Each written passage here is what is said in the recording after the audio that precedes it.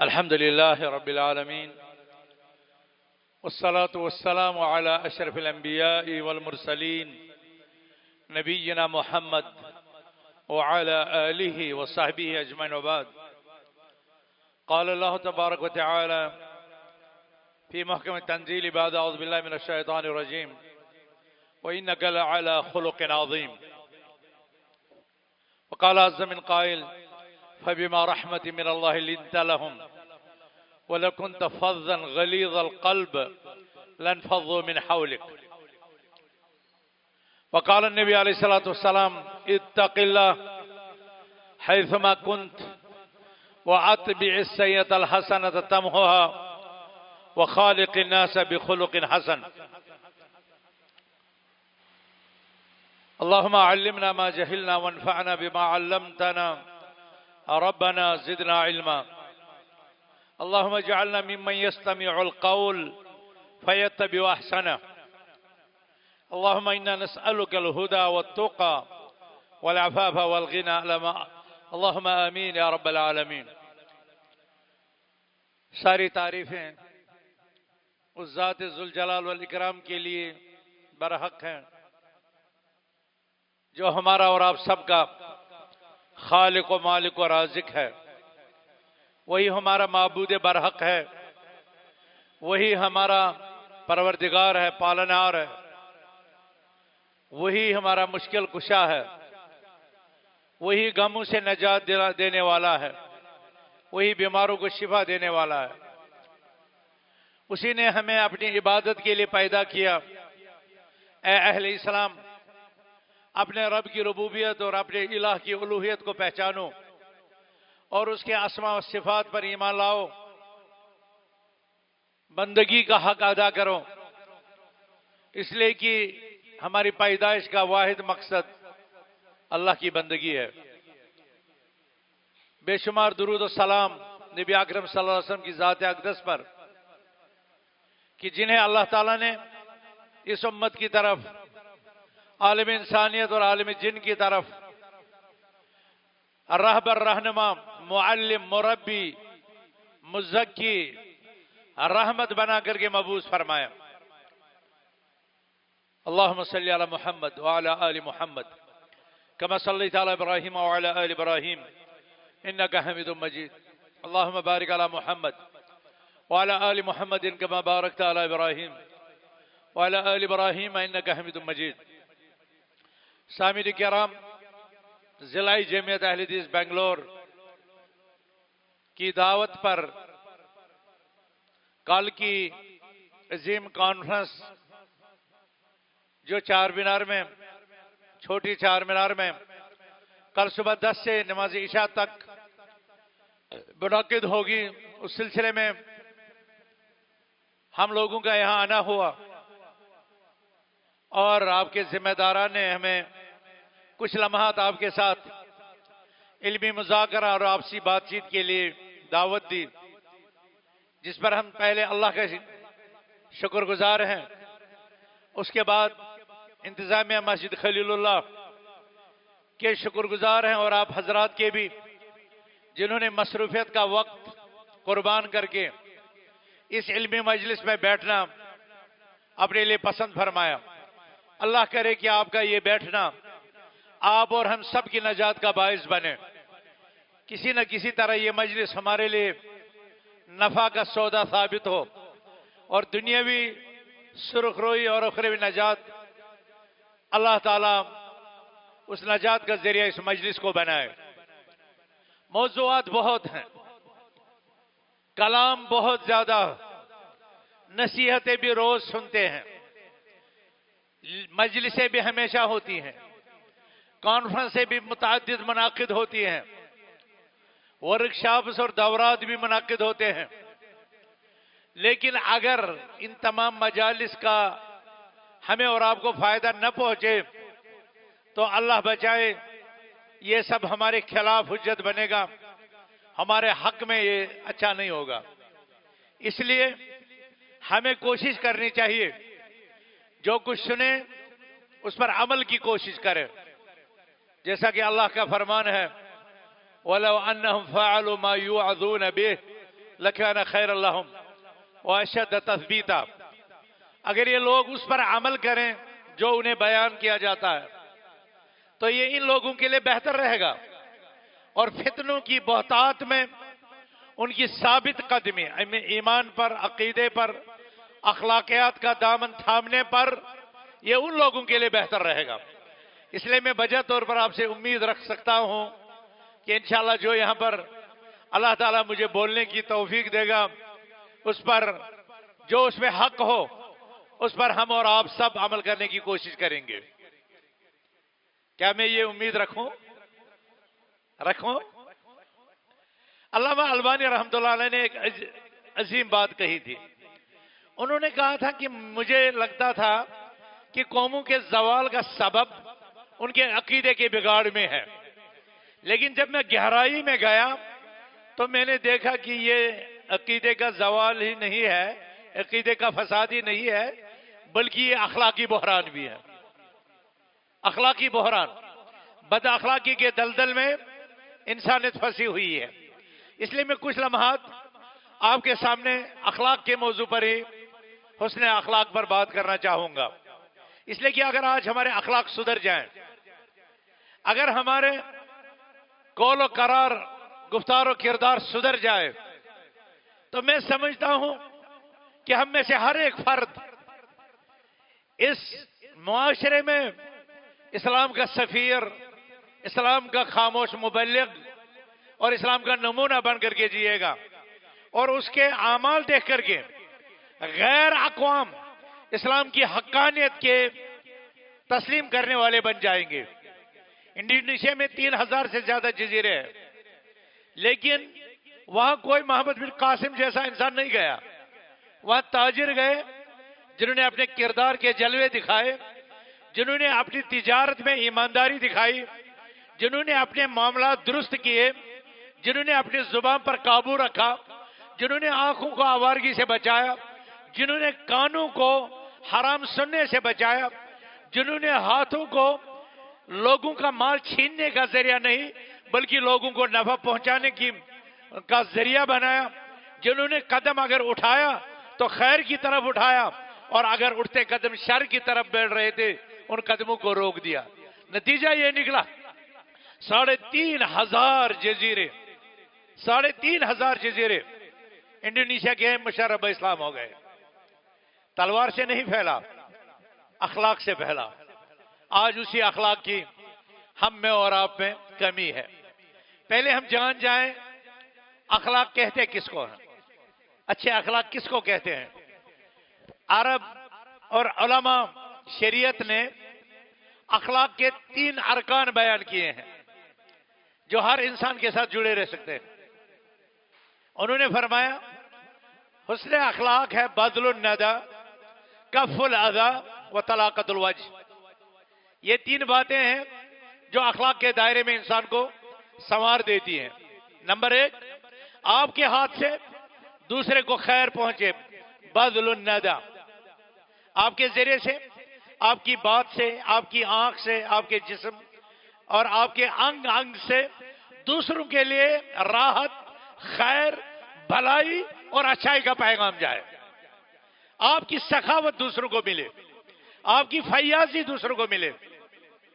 वह कफुल अदा, और आपके जरिए से दूसरों की राह से तकलीफ रुक जाए।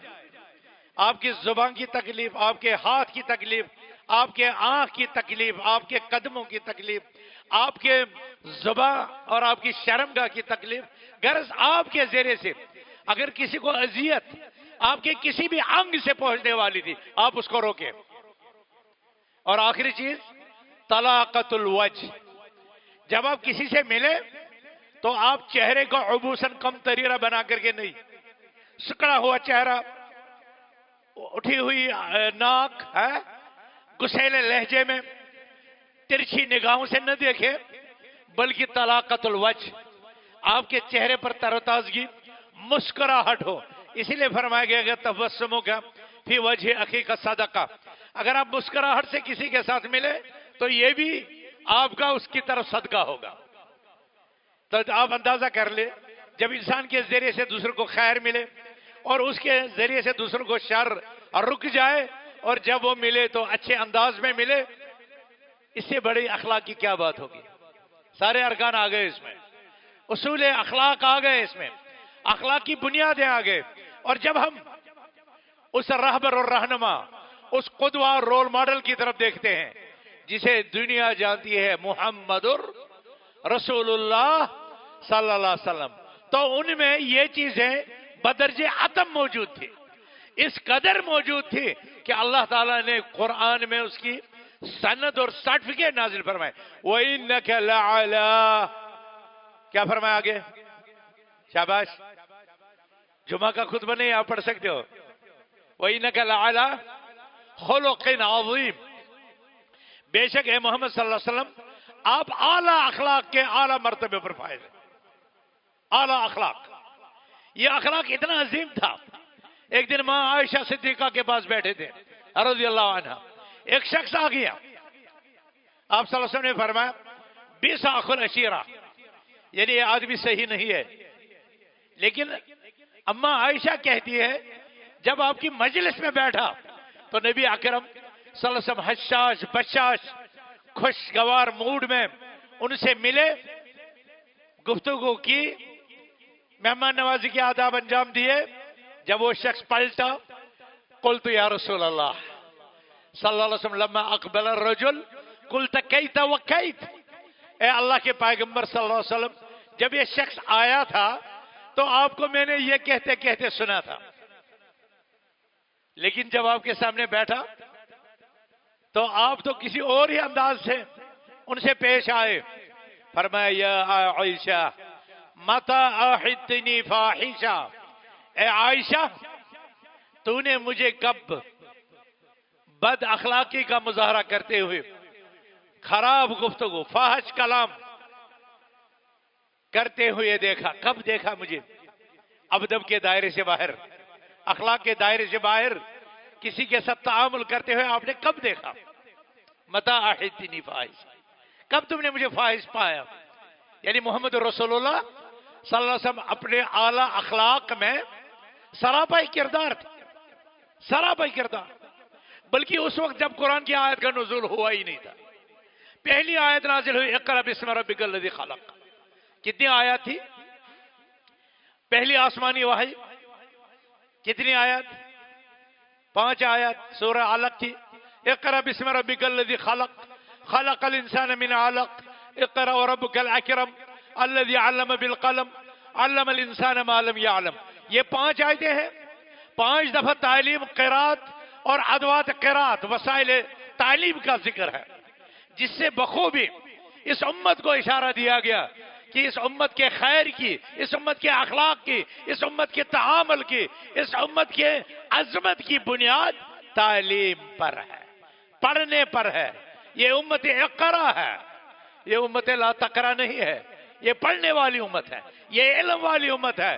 لیکن جب یہ آیات نازل ہوئی تو آپ صلی اللہ علیہ وسلم پر اس قول ثقیل کی وجہ سے، اس حمل ثقیل کی وجہ سے آپ پر کب کبھی طاری ہو گئی۔ تو حضرت خدیجہ ام المومنین اپنے چچا زاد بھائی ورقہ بن نوفل کے پاس لے گئی۔ ان کی جو کیفیت تھی اس وقت وہ انتہائی گھبراہٹ والی تھی۔ حضرت خدیجہ نے ورقہ بن نوفل کے پاس لینے سے پہلے آپ کی زندگی کے اعلیٰ اخلاقی قدروں کا حوالہ دیتے ہوئے آپ کا الجھن پریشانی کے وقت حوصلہ بڑھایا۔ امام بخاری نے کیف کان بعد الوحی الی رسول اللہ صلی اللہ علیہ وسلم میں اس حدیث کو نقل کیا ہے کہ وہاں پر 5 صفات آپ کی ذکر کی ہے۔ حضرت خدیجہ نے کہا کلا واللہ لا یخزک اللہ عبدا۔ یہاں ہمارے استاد محترم آ گئے تو مجھ پر بھی پسینہ چھوٹ گیا، اتنے بڑے استاد اور وہاں پر کے چھوٹے شاگرد کلام کریں تو میری بساط یہ نہیں لگ رہی ہے۔ اللہ تعالیٰ ان کی عمر میں برکت عطا فرمائے اور ان کے علم کا فیض امت کو پہنچائے، ان کے علم کا فیض ساری امت مسلمہ کو پہنچائے۔ ان کی اعلیٰ اولاد کو بھی اللہ اپنے حفظ امان میں رکھے، اور آپ اور ہمارے اعلیٰ اولاد کو بھی اللہ تعالیٰ صالح، نیکوکار، با اخلاق، با کردار بنائے۔ کلا واللہ لا یخزک اللہ عبادا انک لتصل الرحم وتحمل الکل وتقر الضیف وتکسب المعدوم وتعین علی نوائب الحق۔ امام بخاری نے مختلف جگہوں پر اس کے مختلف اور صفات کو بھی، مختلف روایتوں کو جمع کر کے کہا، اس میں کبھی آیا وَتُعَدِّ الْأَمَانَةَ وَتَصْدُقُ الْحَدِيث، یعنی آپ صلی اللہ علیہ وسلم کی اعلیٰ اخلاقی قدروں کا بیان حضرت خدیجہ نے کیا۔ اے اللہ کے رسول، آپ سچے ہیں، آپ امانت دار ہیں، آپ مہمان نواز ہیں، آپ غریب نواز ہیں، آپ بچڑوں کو مفلوق الحال کی مدد کرتے ہیں، آپ مہمان نواز ہیں، آپ مصیبت کے ماروں کی ڈھارس ہیں، ان کی امید ہے، ان کا سہارا ہے، ان کے مددگار ہے۔ تو یہ اچھی خوبیاں ہیں، یہ اچھے کردار کی علامتیں ہیں، یہ اچھی صفات ہے یا یہ بری صفات ہے؟ آپ سے پوچھنا چاہتا ہوں، اچھی صفات ہے نا؟ تو ہمارے نبی کریم صلی اللہ علیہ وسلم قرآن کا جو حمل ثقیل ہے، قرآن کا کی جو بڑی امانت ہے، وہ نازل ہونے سے پہلے ہی مکہ میں ان اعلیٰ اخلاقی قدروں پر فائز تھے، اور ہمیں ان کی دعوت کا فیض ملا، ہمیں قرآن کی اعلیٰ تعلیمات ملی، جس نے نبی اکرم صلی اللہ علیہ وسلم کی مزید شان کو اغیار کے ساتھ، مخالف قوموں کے ساتھ آپ کے طرز گفتار کے اخلاق عالیہ کو بھی بیان فرمایا۔ فَبِمَا رَحْمَةٍ مِّنَ اللَّهِ لِنْتَ لَهُمْ وَلَوْ كُنْتَ فَظًّا غَلِيظَ الْقَلْبِ لَانفَضُّوا مِنْ حَوْلِكَ۔ مزید صفات کا کتنی رحمت ہے اللہ کی آپ پر اے محمد صلی اللہ علیہ وسلم، آپ ان لوگوں کے لیے نرم رو، نرم گفتار ہے۔ اگر آپ ترش رو ہوتے، سخت ہوتے، یہ آپ کی مجلس چھوڑ کر کے بھاگ جاتے، یہ آپ کے ساتھ چپک جاتے ہیں، آپ کے اخلاق کی وجہ سے، آپ کی میانہ روی کی وجہ سے، آپ کی نرمی کی وجہ سے، آپ کے اعلیٰ اخلاقی قدروں کی وجہ سے۔ تو محمد عربی صلی اللہ علیہ وسلم کی اس امت کو کیسا ہونا چاہیے؟ آپ اور مجھے کیسا ہونا چاہیے؟ کیسا ہونا چاہیے؟ کیسا ہونا چاہیے؟ بتاؤ نا۔ کچھ لوگ باتیں کرتے ہیں، کچھ انہیں چپ چا کا روزہ رکھ لیا ہے۔ ہمیں کیسا ہونا چاہیے؟ کیا یہ اعلیٰ صفات ہمارے اندر ہونی چاہیے یا نہیں ہونی چاہیے؟ گھر میں بیوی کے پاس بولنا کیسے؟ منہ بہت سخت کر کے، چہرہ اپنا ترشر کر کے، ہے نا، کہ وہ آپ کی زرخیرت غلام ٹھہری نا، وہ آپ کی مملوکہ ٹھہری نا۔ پیارے آقا صلی اللہ علیہ وسلم نے فرمایا کہ تم میں سے سب سے زیادہ با اخلاق میں ہوں، اور تم میں سے سب سے زیادہ میرے نزدیک وہ شخص ہے جو تم میں سب سے زیادہ با اخلاق ہو۔ اور با اخلاق وہ نہیں جو اخلاق مسجد میں دکھائے، سب سے زیادہ با اخلاق وہ نہیں جو مارکیٹ میں دکھے، سب سے زیادہ با اخلاق وہ نہیں جو دفتر میں دکھے، سب سے زیادہ با اخلاق وہ ہے جو اپنی کچن میں اپنی بیوی کے ساتھ، اپنی بیگم کے ساتھ زیادہ با اخلاق ہے۔ مارکیٹ میں تو بنتے ہیں لومڑی، اور کچن میں داخل ہوتے ہیں شیر بن گئے۔ یہ اعلیٰ اخلاقی قدروں کے منافی ہے۔ اخلاق اپنے کچن سے، اخلاق اپنے حجرے سے، اخلاق کی ابتدا وہاں سے ہوتی ہے۔ وہاں تبسم، مسکراہٹ آپ کے چہرے پر ہونی چاہیے۔ تعاون، بذل الندى، تعاون کا جذبہ وہاں سے شروع ہونا چاہیے۔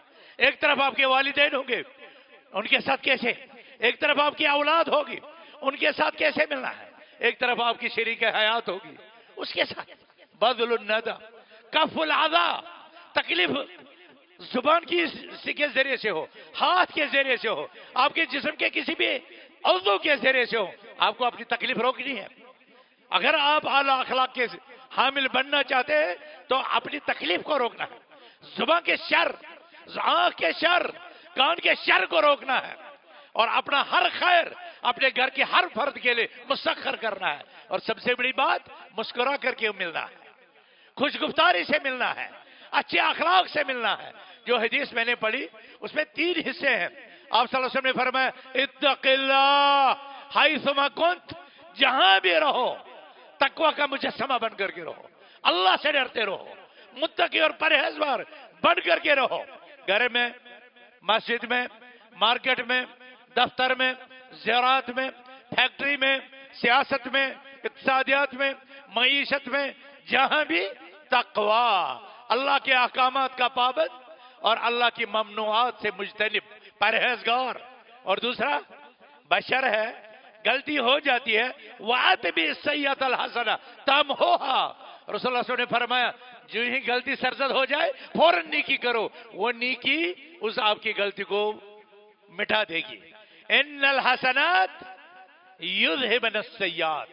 آپ نیکیاں انجام دیں گے تو آپ کی برائیاں نیکیوں کے تلے دفن ہو جائیں گی، وہ رخصت ہو جائیں گی، وہ ختم ہو جائیں گی. الصلوات الخمس والجمعة الى الجمعة ورمضان الى رمضان مکفرات لما بینہن اذا اجتنبت الکبائر.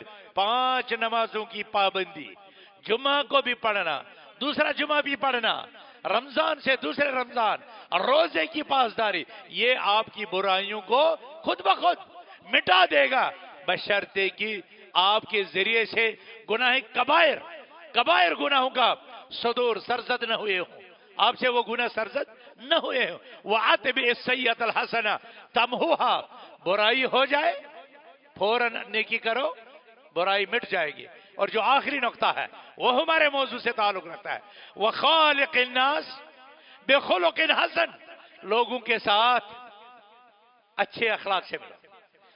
لوگوں کے ساتھ الناس معرفہ کا صیغہ، بدرجہ اولا سب سے پہلے والدین آئیں گے، اس کے بعد اپنی بیگم آئے گی شریک حیات، اپنے بچے آئیں گے، اپنے بھائی اور بہنیں آئیں گی. وخالق الناس بخلق حسن. پھر آپ کے رشتہ دار آئیں گے، پھر آپ کے پڑوسی آئیں گے، پھر اگر تاجر ہیں تو آپ کے خریدار آئیں گے، اگر خریدار ہیں تو آپ کے دکاندار آئیں گے، اگر آپ افسر ہیں تو آپ کے ماتحت آئیں گے، اگر آپ کمانڈر ہیں تو آپ کے ماتحت میں، اگر آپ بڑے ہیں تو آپ کے زیر نگرانی جو لوگ آئیں گے. اس کائنات میں چلنے والے سارے لوگ. نہیں بتایا مسلم کے ساتھ بااخلاق رہو، انسانوں کے ساتھ بااخلاق رہو. وخالق الناس بخلق حسن. رسول اللہ صلی اللہ علیہ وسلم نے تو مسلم کی تعریف ہی یہ بتائی، المسلم من سلم المسلمون من لسانه ويده. مسلم وہ ہے جس کی زبان اور جس کے ہاتھ سے مسلمان بچے رہے. یہ عام روایتوں میں ہے، لیکن سنن نسائی اور شاید مسند بزار میں ایک لفظ آتا ہے المسلم من سلم الناس من لسانه ويده. مسلمان وہ ہے جس کی زبان اور جس کے ہاتھ سے انسانیت کو تحفظ ملے. تو آپ اور ہمیں کیسا ہونا چاہیے؟ ہماری زبان کنٹرول میں، ہماری زبان ادب کے دائرے میں، ہماری زبان سلیقے کے دائرے میں، اور ہمارا ہاتھ بھی. میں آپ سے ایک سوال پوچھتا ہوں، ہاتھ کا شر زیادہ سخت ہو سکتا ہے یا زبان کا شر؟ ارے انہوں نے تو امریکیوں نے ہاتھ سے ایٹم بم ناگاساکی ہیروشیما پر پھینک دیا اور زمین پر سبزہ اگنا تک بند. آج تک لوگ اپاہج پیدا ہو رہے ہیں. وہ تو ہاتھ سے ہوا تھا، وہ تو ہاتھ سے ہوا تھا نا. کیا زبان کا شر اس سے بڑا ہے؟ ہاتھ کا شر بڑا ہے یا زبان کا؟ بتاؤ. زبان کا. پھر بھی ایٹم بم بنا کر کے بھی پھر بھی ہمارے نبی صلی اللہ علیہ وسلم کی باتوں میں بڑی حکمتیں ہیں، بڑی مصلحتیں ہیں. جب زبان پہلے بولا تو پتا چلا کہ زبان کا شر ہی سب سے بڑا شر ہے، اور آپ نے اور میں نے اس زبان کو ہی بے لگام چھوڑ دیا. ہم نے اس زبان پر پہرے ہی نہیں لگائے. اس زبان سے اگر ایک بات ایسے نکل جائے کہ جس کے انجام بد پر آپ نے کبھی غور نہ کیا ہو، تو اس ایک زبان کا شر اتنا شدید ہے کہ 70 سالوں تک جہنم کی آگ میں غرق ہوتا رہے. 70 سال کا ہے نا، 70 سال. رسول اللہ صلی اللہ علیہ وسلم ان الرجل لا يتكلم بالكلمة من سخط الله لا يلقى لها بالا يهوي به 70 خريفا في نار جہنم. یہ انسان اپنی زبان سے ایک بات کر دیتا ہے، یہ مرد ہو یہ عورت ہو. عورت بھی اپنے معاشرے کے گھر اجاڑنے میں، تباہی کے شکار کرنے میں. فرسٹ ورلڈ وار زبان کے شر سے آغاز ہوا. جو تیلی لگی تھی وہ زبان کی تھی. اور پھر کتنے لاکھ لوگ بلکہ ملین لوگ اس کا لقمہ بنے. کتنے سال. ان الرجل لا يتكلم بالكلمة من سخط الله لا يلقى لها بالا يهوي به 70 خريفا في نار جہنم. بے شک انسان اپنی زبان سے ایک بات ایسی کر لیتا ہے کہ جس کے انجام پر اس نے نظر نہیں دوڑائی ہوتی ہے, جس کے انجام کا اس نے ادراک نہیں کیا ہوتا ہے, اس ایک بات کی پاداش میں 70 سالوں تک وہ جہنم کی تہ کی طرف غرق ہوتا رہتا ہے. اس سے ایک تو یہ پتا چلا جہنم کتنی عمیق اور گہرائی میں ہے کہ ایک بات, اور جو شخص دن میں 2 باتیں ایسی کرے, جو عورت دن میں 4 باتیں ایسی کرے, اور ہفتے میں کتنی ہوں گی, مہینے میں کتنی ہوگی, سال میں کتنی ہوں گی, زمانے میں, عمر میں کتنی ہوں گی. تو میرے اور بھائیوں بزرگوں, آپ کو اور ہم سب کو یہ سوچنے کی بات ہے. اس زبان کا شر ہاتھ کے شر سے بڑا ہے, اور آپ کو بھی اپنی زبان اس پر پہرے لگانے ہیں, اس پر پہلے لگانے ہیں. عربی شاعر کہتا ہے ما ندمت علی السکوت مرتا ولکن ندمت علی الکلام مرارا.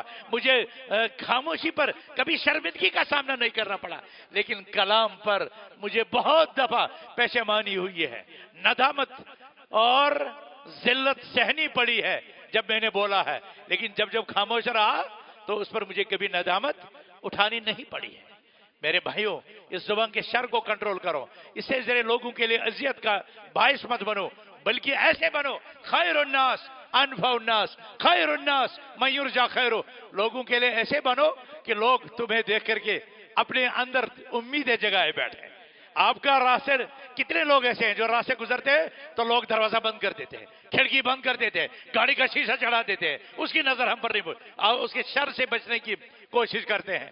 لیکن کتنے لوگ ایسے ہیں جو چاہتے ہیں کہ فلانی سے ملاقات ہو جائے, فلانی پر نظر پڑ جائے, فلانی کا دیدار ہو جائے. کیوں؟ اس کے ذریعے سے بدل الندا کف العذا اما وہ طلاقۃ الوجہ, یہ خوبیاں اخلاق عالیہ کے جو اعلیٰ ارکان ہیں وہ اس سے دیکھنے میں ملتے ہیں, اس سے مدد ملتی ہے, اس سے خیر خواہی ملتی ہے, اس سے حسن سلوک ملتا ہے, اور اس کا آرام جو امت کو ملتا ہے, جو انسانیت کو درپیش ہے, وہ سارا فیض اس سے جو ہے ملتا ہے. تو میرے بھائی اور بزرگوں, میں اپنے کلمات زیادہ لمبا نہیں کرنا چاہتا, کیونکہ یہ جو ہے نا آنے والا ہے کلام الملوک, کلام الملوک, کلام الملوک, ملوک الکلام. جو بادشاہوں کا کلام ہوتا ہے وہ کلاموں کا بادشاہ ہوتا ہے. اللہ تعالیٰ نے ہمیں یہ عظمت شیخ ظفر الحسن کے نصیب میں لکھی ہے. ان کے کلام میں الحمدللہ حلاوت ہے, تراوت ہے, مٹھاس ہے, دل لبھانے کا انداز ہے, مؤثر ترین جذبہ ہے.